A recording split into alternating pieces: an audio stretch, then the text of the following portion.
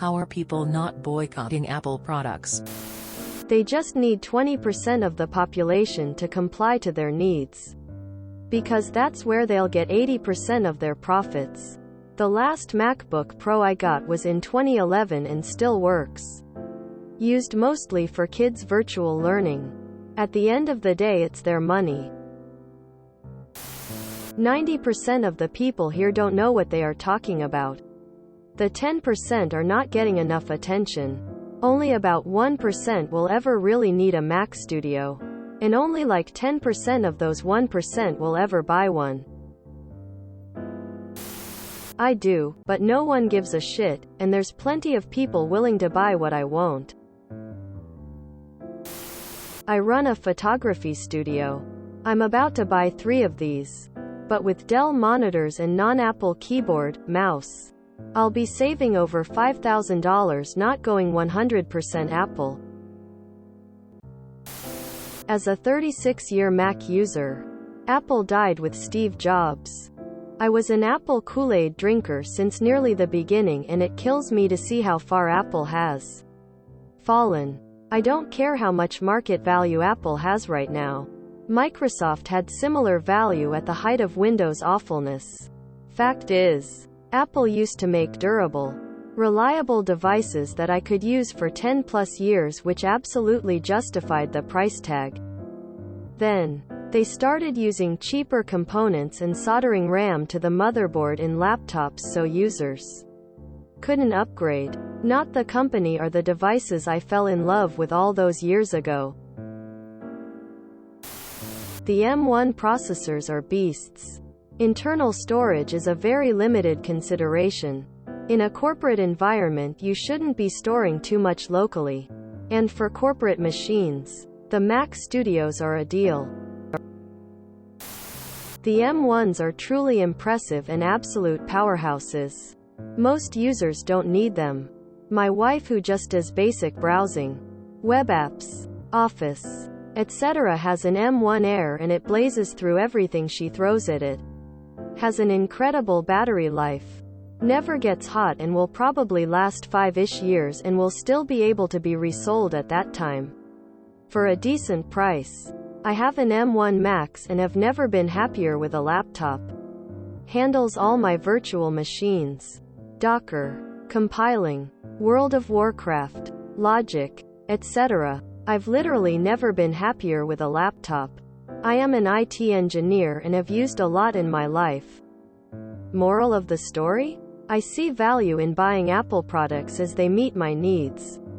Work very well. I like the OS. Battery life. The ARM benefits in general. Etc. I have even resold the machines after 5-ish years in the past for a good return. It may not be the right product for you, but that doesn't mean others don't find value in it. Boycotting though? Not going to happen. No offense to anyone, but a lot of people don't know what they're talking about. The $5,000 Mac isn't meant for Joe who writes his daily blog. Now that's not to say Apple isn't expensive, because their storage upgrades are straight up scams. But it is what it is. They know they'll get away with it. The Mac Studio is not meant for consumers. It's a workstation. You don't need much storage internally because you have servers anyways.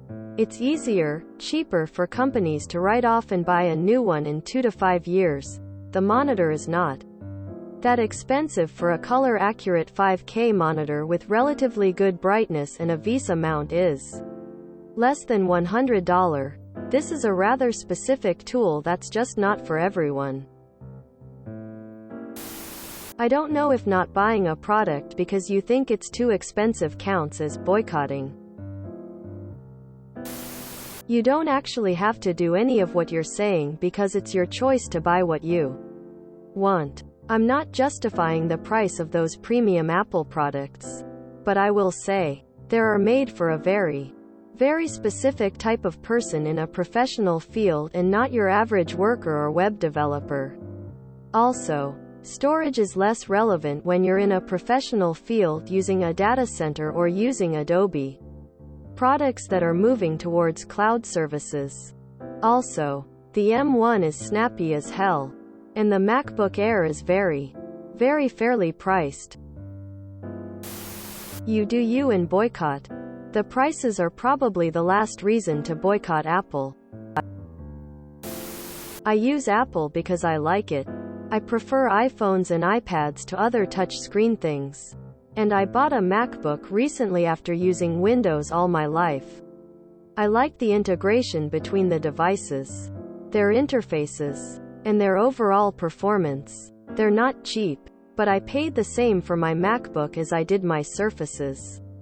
I've had two. If your main complaint is the workstation, then simply don't get it.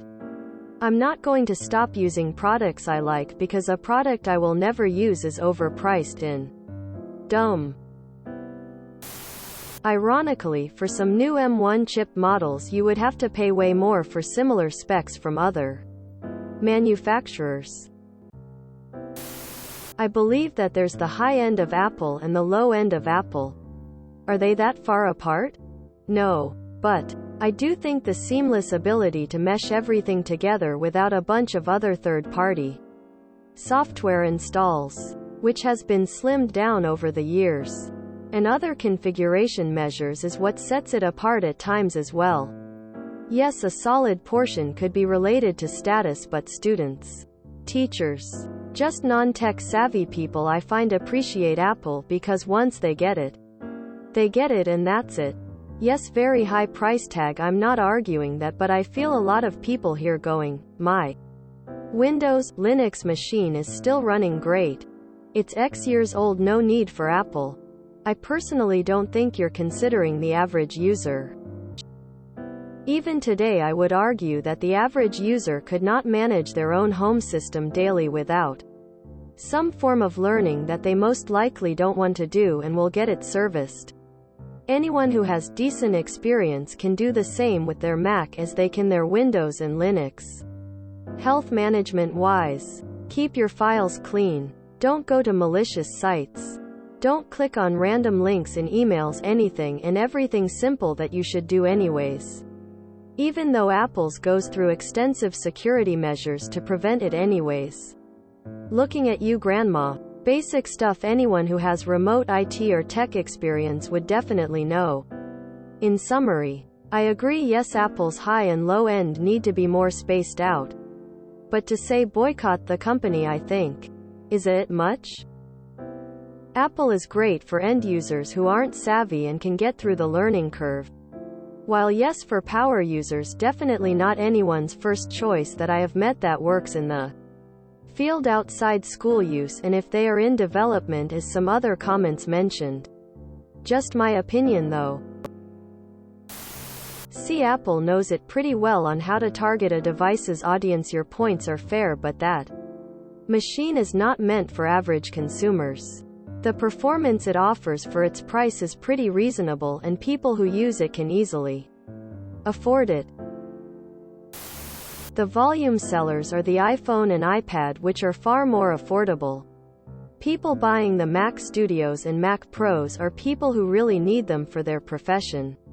Often they are bought by a company. If you transplant the innards of an Intel Mac Pro into an HP Z workstation, you aren't going to do much better cost-wise. I think people just don't realize how expensive commercial-grade, high-end computers cost. I use to configure workstations where the video cards alone were about $10,000 of the overall price of the box. So yeah, if you are wading into the need to have the Mac Studio's performance, and it is impressive, get ready to pony up the dollars. The Dell or HP will be a little cheaper, but not by so much as to shock you. There is a limited market for those products on the Mac and PC side. Shoot. Most PC users just like having a physical keyboard.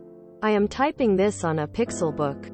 So they are essentially paying the same for a laptop as a high-end iPad and using them the exact same way. It is unfair to judge Apple's pricing on specialty products based on only a few specs in their supposed competitors in simple use cases. This is coming from someone that owns many computers and zero Apple products. Lenovo, HP, Dell, Dell Alienware, etc. No Apple. Apple is literally killing it right now. More objectively than ever. Performance. The hate is kinda hilarious.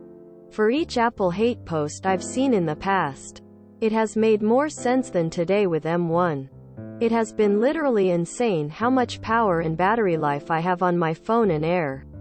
MVP is not as impressive on battery, but then again it uses 4x power. It's a pro workstation with fast Thunderbolt ports. So they just hook it up to a network or have some really fast external storage. You also don't need to buy the monitor. It's a bring your own keyboard and mouse situation. Apple products are fantastic, reliable, and extremely easy to use. You pay a premium for sure. But my MacBook Air is 10 years old and works like new. My iPhone is 3 years old and going great. I've never had such good experiences with PC or Android products. If you enjoyed this video, please check out our playlists full of similar content. Epic Aircast is like doom scrolling for your ears. Please like, share, and subscribe.